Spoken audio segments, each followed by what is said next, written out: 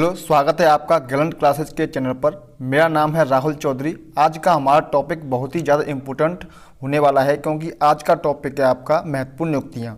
दोस्तों, यह current affair काफ़ी इम्पोर्टेंट टॉपिक है। इस टॉपिक में हम आपके लिए फरवरी 2023 तक के लिए जितनी भी महत्वपूर्ण नियुक्तियाँ हुई हैं उन सभी को कंप्लीट करेंगे। अतः दोस्तों, वीडियो में लास्ट तक जरूर बने रहें, क्योंकि दोस्तों इस टॉपिक से आपके लिए हर एग्जाम में एक न एक प्रश्न जरूर पूछा जाता है। इस प्रश्न में क्या होगा दोस्तों, हमने इस टॉपिक को बहुत ही डिटेल में और अच्छे से कवर किया है, क्योंकि दोस्तों ऐसा होता है कि आपसे जो एग्जामिनर होता है प्रश्नों को घुमा के पूछ लेता है। इसलिए दोस्तों आप इस वीडियो को देखने के बाद आप दोस्तों करंट अफेयर के साथ साथ स्टैटिक जीके को भी अच्छे से कंप्लीट कर लेंगे। तो दोस्तों आइए शुरू करते हैं आज की क्लास। और पहला प्रश्न दे रखा है आपका, नीति आयोग के नए सीईओ कौन बन गए हैं। दोस्तों नीति आयोग के सीईओ कौन बन गए हैं, तो इसका राइट आंसर होगा आपका वीवीआर सुब्रमण्यम। दोस्तों ये हाल ही में फरवरी को वीवीआर सुब्रमण्यम आपके सीईओ बन चुके हैं और दोस्तों इन्होंने परमेश्वरन अय्यर का स्थान ले लिया है। आइए दोस्तों नीति आयोग के बारे में जान लेते हैं। तो नीति आयोग की बात करें हम, तो नीति की फुल फॉर्म होती है आपकी national institution for transforming India. अगर हिंदी में बात करें दोस्तों, तो हिंदी में इसकी फुल फॉर्म होती है राष्ट्रीय भारत परिवर्तन संस्थान। नीति आयोग की स्थापना की बात करें दोस्तों, तो नीति आयोग की स्थापना योजना आयोग के स्थान पर 1 जनवरी 2015 को की गई थी और इसका हेडक्वार्टर आपका दिल्ली में है। यह एक गैर संवैधानिक निकाय है, यानी कि दोस्तों इसका संविधान में कोई भी उल्लेख नहीं है। इसको भारत सरकार का थिंक टैंक भी कहते हैं। तात्कालिक प्रधानमंत्री इसका अध्यक्ष होता है। अगर हम बात करें दोस्तों, तो वर्तमान में जो इसका अध्यक्ष है वह है आपका नरेंद्र मोदी और वर्तमान में उपाध्यक्ष है तो वह है दोस्तों आपका सुमन के बेरी। और वर्तमान जो इसके सीईओ बने हैं, जो मैंने अभी आपको बताया था, जो वर्तमान इसके सीईओ कौन बन चुके हैं, वीवीआर सुब्रमण्यम इसके सीईओ बन चुके हैं। अगला प्रश्न है आपका, अल्फाबेट ने भारतीय मूल्य के किस व्यक्ति को यूट्यूब का सीईओ नियुक्त किया है। तो इसका राइट आंसर हो जाएगा आपका नीलमोहन। नीलमोहन को अल्फाबेट ने भारतीय मूल के जो आपके नीलमोहन है इनको यूट्यूब का सीईओ नियुक्त किया है। अगला प्रश्न है आपका, रक्षा मंत्रालय ने थल सेना का नया उपाध्यक्ष यानी उप प्रमुख किसे नियुक्त किया है। तो रक्षा मंत्रालय ने थल सेना का नया उप प्रमुख नियुक्त किया है आपका, उसका राइट आंसर हो जाएगा आपका एम.वी. सुचेंद्र कुमार। एम.वी. सुचेंद्र कुमार जो है दोस्तों यह थल सेना के नए उप प्रमुख हैं। अगर हम बात करें दोस्तों थल सेना के प्रमुख की, तो थल सेना के जो प्रमुख होंगे आपके वो हो जाएंगे आपके थल सेना के प्रमुख मनोज पांडे। यानी कि मनोज पांडे दोस्तों क्या है इसके, ये आपके जो मनोज पांडे हो जाएंगे, आपके मनोज पांडे हैं इसके प्रमुख। और उप प्रमुख की बात करें दोस्तों, तो इसके उप प्रमुख हैं आपके सुचेंद्र कुमार। अगला प्रश्न है आपका, भारतीय वायुसेना के नए उप प्रमुख कौन बने हैं। तो भारतीय वायुसेना के नए उप प्रमुख बने हैं, इसका राइट आंसर हो जाएगा आपका अमनप्रीत सिंह। अमनप्रीत सिंह जो है दोस्तों ये आपके भारतीय वायुसेना के नए उप प्रमुख बने हैं। अगर हम भारतीय वायुसेना के प्रमुख की बात करें दोस्तों, तो भारतीय वायुसेना के प्रमुख बन जाएंगे आपके विवेक राम चौधरी, यानी कि वी.आर. जो चौधरी हैं ये आपके कौन हैं, वायु भारतीय सेना के प्रमुख हैं। और उप प्रमुख की बात करें दोस्तों, तो इसके उप प्रमुख हैं आपके अमनप्रीत सिंह। अगला प्रश्न है आपका, यूनिसेफ इंडिया का नेशनल ब्रांड एम्बेसडर कौन बने हैं। तो यूनिसेफ इंडिया के नेशनल ब्रांड एम्बेसडर बन गए हैं आपके आयुष्मान खुराना। आयुष्मान जो खुराना है आपके वह यूनिसेफ इंडिया के नेशनल ब्रांड एम्बेसडर बन चुके हैं। अगर दोस्तों हम यूनिसेफ की बात करें, तो यूनिसेफ की फुल फॉर्म होती है आपके United Nation International Children's Emergency Fund. अगर हिंदी में बात करें दोस्तों, तो हिंदी में इसकी फुल फॉर्म होती है संयुक्त राष्ट्र अंतर्राष्ट्रीय बाल आपातकालीन कोष। इसकी स्थापना की बात करें तो यूनिसेफ की स्थापना आपकी 1946 को हुई थी और इसका मुख्यालय आपका न्यूयॉर्क अमेरिका में। और इसके प्रमुख हैं आपके जो फिलहाल में आपके जो अध्यक्ष हैं इसके यूनिसेफ के, वो हैं आपके कैथरीन रसेल। अगला प्रश्न है आपका, वाहन निर्माता कंपनी टोयोटा मोटर कॉरपोरेशन के नए सीईओ कौन बने हैं। तो दोस्तों इसका राइट आंसर हो जाएगा आपका अरविंद कृष्णा। इसका राइट आंसर हो जाएगा, यानी कि ऑप्शन ए अरविंद कृष्णा जो है आपके वाहन निर्माता कंपनी टोयोटा मोटर कॉरपोरेशन के नए सीईओ बन चुके हैं। अगला प्रश्न है आपका, हिमाचल विधानसभा के नए अध्यक्ष कौन चुने गए हैं। तो हिमाचल विधानसभा के नए अध्यक्ष कौन चुने गए हैं, तो इसका राइट आंसर हो जाएगा आपका भवानी सिंह पठानिया। भवानी सिंह जो पठानिया आपके जो हिमाचल विधानसभा के नए अध्यक्ष बन चुके हैं। दोस्तों हिमाचल प्रदेश की बात करें तो हिमाचल प्रदेश की जो राजधानी है आपकी शिमला। जो दोस्तों इसकी दो राजधानी होती हैं आपकी हिमाचल प्रदेश की, पहली जो राजधानी है इसकी वो है आपकी शिमला और दूसरी आपकी धर्मशाला। शिमला जो है आपकी यह बनती है ग्रीष्मकालीन और धर्मशाला जो है वो आपकी है शीतकालीन। अगर इसके मुख्यमंत्री की बात करें दोस्तों, तो इसके 15वें मुख्यमंत्री बन चुके हैं सुखविंदर सिंह सुक्खू और उप मुख्यमंत्री जो है आपके वो है आपके मुकेश अग्निहोत्री।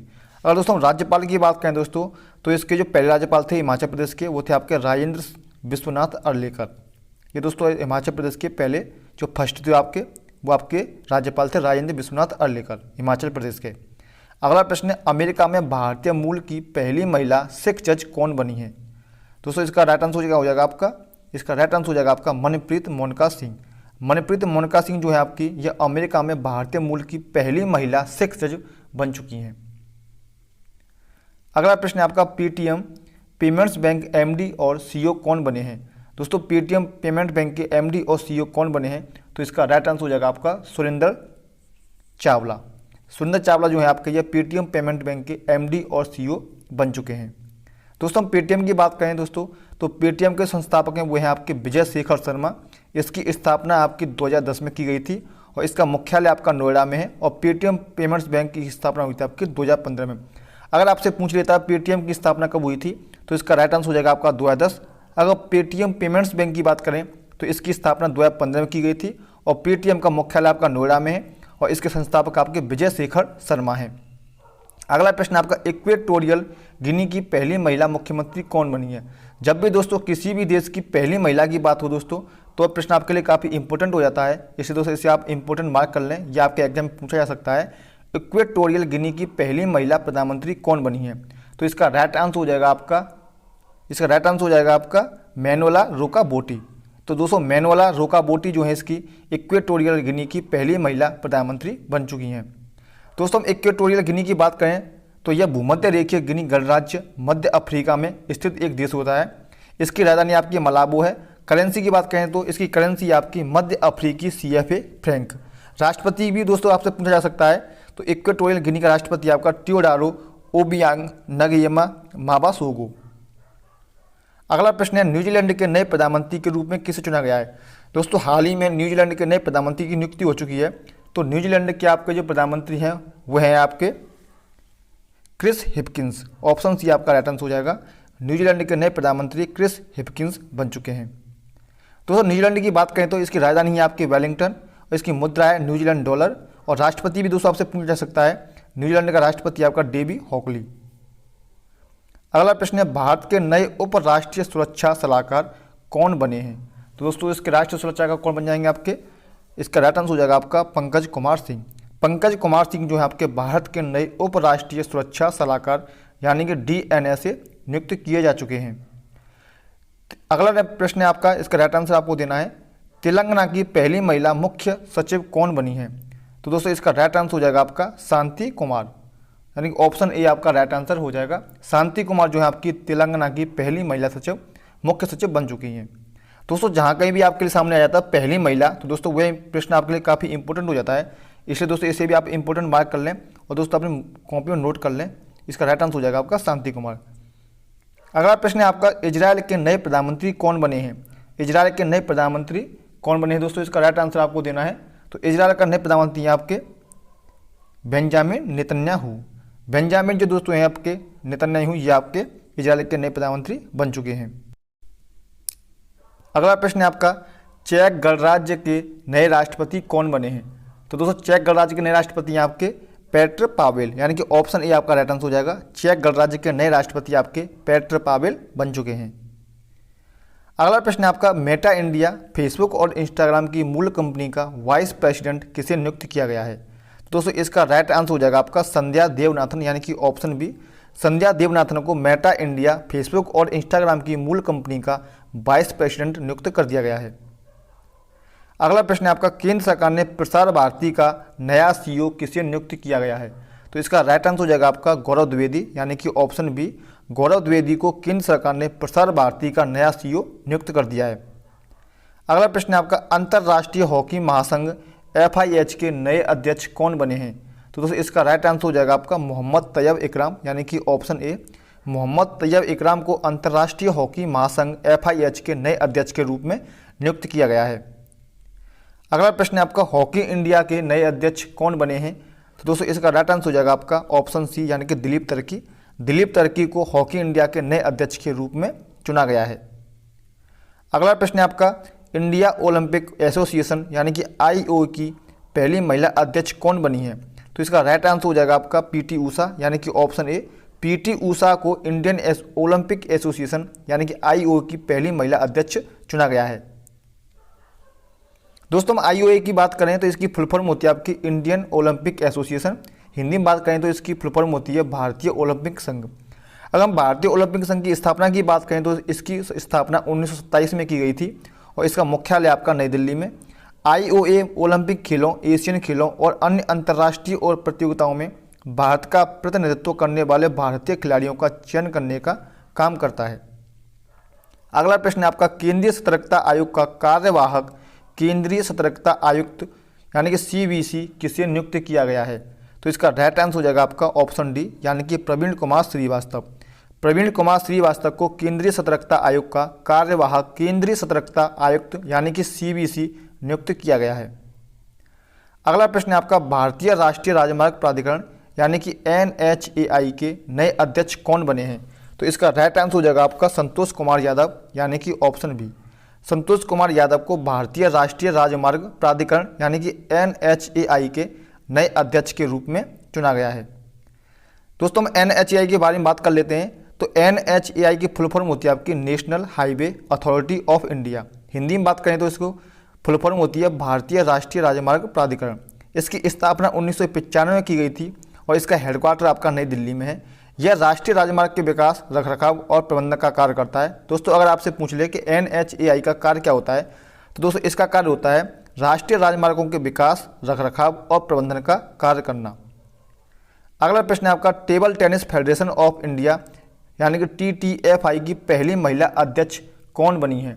तो दोस्तों इसका राइट आंसर हो जाएगा आपका मेघना चौटाला यानी कि ऑप्शन बी। मेघना चौटाला जो है यह table tennis federation of India TTFI की पहली महिला अध्यक्ष बन चुकी हैं।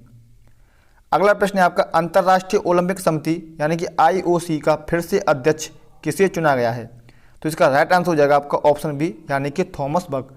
थॉमस बक को दोस्तों दोबारा से अंतर्राष्ट्रीय ओलंपिक समिति IOC का अध्यक्ष चुन लिया गया है।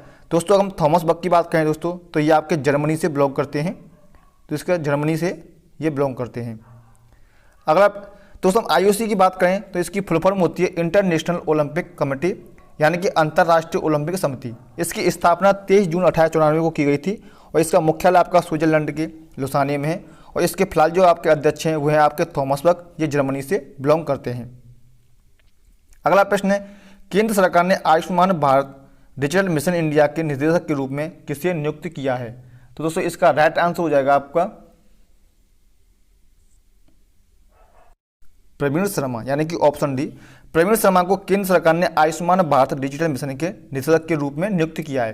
दोस्तों इसकी शुरुआत की बात करें 2021 में PM मोदी ने इसकी शुरुआत की थी। PM मोदी ने इसकी शुरुआत की थी 2021 में। तो केंद्र सरकार ने आयुष्मान भारत डिजिटल मिशन के जो आपके निदेशक के रूप में चुना हुआ प्रवीण शर्मा है और इसकी शुरुआत 2021 में PM मोदी ने की थी। ये भी दोस्तों आपको याद रखना है। अगला प्रश्न है आपका, BCCI की नई चयन समिति के फिर से अध्यक्ष कौन बने हैं? तो इसका राइट आंसर हो जाएगा आपका ऑप्शन डी यानी कि चेतन शर्मा। चेतन शर्मा BCCI की नई चयन समिति के फिर से अध्यक्ष बन चुके हैं। अगला प्रश्न आपका, BCCI के नए अध्यक्ष कौन बने हैं?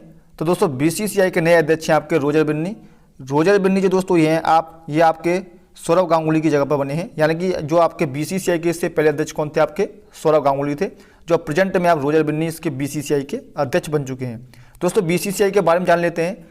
तो BCCI दोस्तों क्या है, भारत में क्रिकेट मैच BCCI रेगुलेट करता है। यानी दोस्तों भारत में जितने क्रिकेट मैच होते हैं उनको BCCI ही रेगुलेट करता है।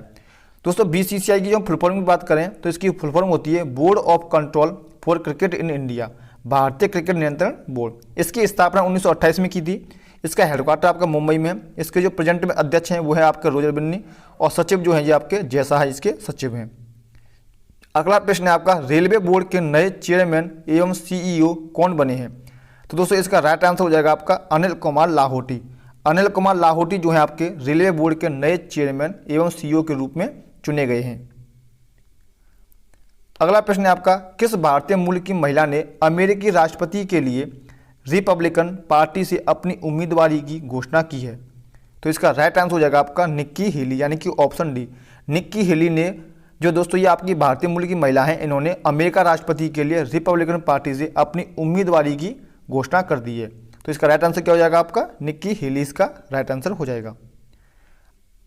अगला प्रश्न करने से पहले दोस्तों मैं आपसे बताना चाहता हूं, अगर आपने अभी तक हमारी वीडियो को लाइक नहीं किया है तो दोस्तों वीडियो को लाइक जरूर करते हैं। अगर दोस्तों आपको वीडियो पसंद आ रही है तो वीडियो को ज़्यादा से ज़्यादा शेयर करने की कोशिश जरूर करें दोस्तों, क्योंकि दोस्तों जब तक आप वीडियो को शेयर नहीं करेंगे तो जो बच्चे आप जो अच्छा कंटेंट ढूंढ रहे हैं तो उनके पास ये वीडियो नहीं पहुँच पाएगी। दोस्तों अगर आपको हमारी वीडियो बहुत ही ज़्यादा अच्छी लग रही है तो वीडियो को लाइक जरूर करें।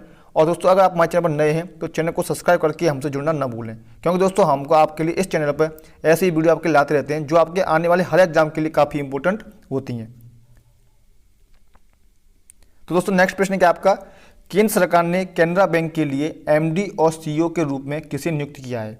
प्रश्न पूछ रहा है कि केंद्र सरकार है उन्होंने कैनरा बैंक के लिए एमडी और सीईओ के रूप में किसे नियुक्त किया है। तो दोस्तों इसका राइट आंसर हो जाएगा आपका के सत्यनारायण राजू, यानी कि ऑप्शन सी, के सत्यनारायण राजू को केंद्र सरकार ने कैनरा बैंक के लिए एमडी और सीईओ के रूप में नियुक्त किया है। कैनरा बैंक की बात कर रहे हैं दोस्तों, तो कैनरा बैंक जो है इसका विलय 1 अप्रैल 2020 को सिंडिकेट बैंक के साथ हो गया है। कैनरा बैंक विलय के बाद भारत का चौथा सबसे बड़ा बैंक बन गया है। इसकी स्थापना 1906 में की गई थी और इसका हेडक्वार्टर बेंगलुरु में बना हुआ है।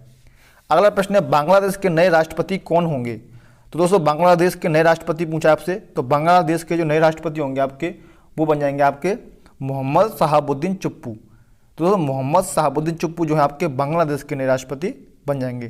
दोस्तों बांग्लादेश के बारे में बात कर लेते हैं, तो बांग्लादेश के वर्तमान राष्ट्रपति अब्दुल हमीद का कार्यकाल 23 अप्रैल को समाप्त हो रहा है। तो इसके बाद दोस्तों आपके मोहम्मद शहाबुद्दीन बांग्लादेश के 22वें राष्ट्रपति बन जाएंगे। बांग्लादेश की बात करें दोस्तों तो यह एशिया का महाद्वीप में स्थित है। इसकी राजधानी आपके ढाका में है। इसकी मुद्रा टका है और प्रधानमंत्री इसकी जो प्रेजेंट में कौन है, शेख हसीना वाजिद हैं। और राष्ट्रपति दोस्तों मैं आपको बता चुका हूँ मोहम्मद शहाबुद्दीन चुप्पू, ये दोस्तों आपके 22वें बनने वाले, इनकी घोषणा हो चुकी है, ये 22 अप्रैल को आपके बन जाएंगे। अगला प्रश्न है आपका, हाल ही में नाबार्ड के नए अध्यक्ष के रूप में किसे नियुक्त किया गया है। दोस्तों इसमें पूछा आपका नाबार्ड के नए अध्यक्ष के रूप में, तो नाबार्ड के जो आपके नए अध्यक्ष होंगे वो होंगे आपके ऑप्शन बी, यानी कि केवी साजी। केवी साजी आपके नाबार्ड के नए अध्यक्ष के रूप में नियुक्त किए जाएंगे। दोस्तों नाबार्ड की बात कर लेते हैं हम, तो नाबार्ड की बात करें तो इसकी फुल फॉर्म होती है national bank for agriculture and rural development, यानी कि राष्ट्रीय कृषि और ग्रामीण विकास बैंक। इसकी स्थापना 1982 में की गई थी। इसका हेडक्वार्टर मुंबई में है और इसके अध्यक्ष केवी साजी हैं। अगला प्रश्न है आपका, ओएनजीसी यानी कि oil and natural gas corporation के नए अध्यक्ष कौन बने हैं। तो दोस्तों इसका राइट आंसर हो जाएगा आपका अरुण कुमार सिंह, यानी कि अरुण कुमार सिंह को ओएनजीसी यानी कि oil and natural gas corporation के अध्यक्ष के रूप में चुना गया है। अगला प्रश्न है आपका, 22वें भारतीय विधि आयोग के नए अध्यक्ष कौन नियुक्त किए गए हैं। तो दोस्तों 22वें भारतीय विधि आयोग के नए अध्यक्ष हैं आपके ऋतुराज अवस्थी, यानी कि ऑप्शन ए आपका राइट आंसर हो जाएगा। ऋतुराज जो अवस्थी हैं इन्हें 22वें भारतीय विधि आयोग के नए अध्यक्ष के रूप में नियुक्त किया गया है। अगला प्रश्न है आपका, टीबी मुक्त भारत कैंपेन का नेशनल एम्बेसडर किसे नियुक्त किया गया है। तो दोस्तों इसका राइट आंसर हो जाएगा आपका दीपा मलिक, यानी कि दीपा मलिक को टीबी मुक्त भारत कैंपेन का नेशनल एम्बेसडर नियुक्त किया गया है। दोस्तों इसकी बात करें तो दोस्तों 2018 में इसकी शुरुआत की गई थी और पीएम मोदी द्वारा इसकी शुरुआत की गई थी। पीएम मोदी ने 2018 में टीबी मुक्त भारत कैंपेन की शुरुआत की थी। इसका दोस्तों जो उद्देश्य जो होता है, इसका उद्देश्य होता है कि भारत से टीबी को बिल्कुल जड़ से खत्म करना और दोस्तों इसके लिए लोगों को जागरूक करना और जगह जगह पर इसके कैंपेन लगाना। और इसके फिलहाल में जो एम्बेसडर बनाए गए हैं, इसके एम्बेसडर हैं आपके दीपा मलिक।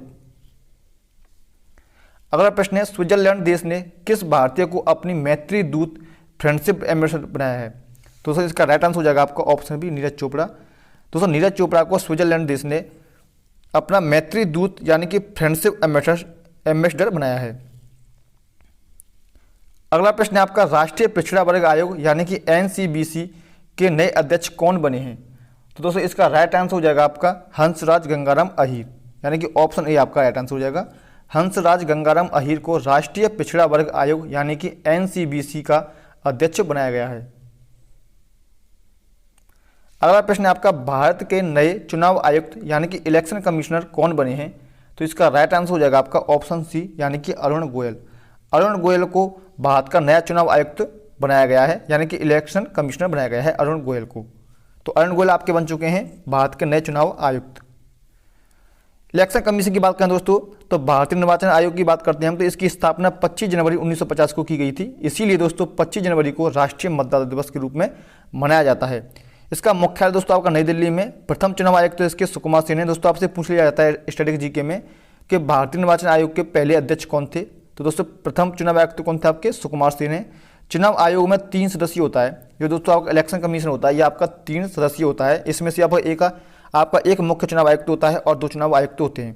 मुख्य चुनाव आयुक्त दोस्तों इसके प्रेजेंट में राजीव कुमार हैं, जो 25वें नंबर के हैं। एक दोस्तों आपका चुनाव आयुक्त है आपका अनूप चंद्र पांडे और दूसरा चुनाव आयुक्त है आपका अरुण गोयल। उम्मीद करता हूं दोस्तों आपको आज की वीडियो पसंद आई होगी। अगर दोस्तों आपको हमारी वीडियो पसंद आई है तो वीडियो को लाइक जरूर करें और हमारे चैनल को सब्सक्राइब जरूर करें। दोस्तों अगर आपने हमारी पूरी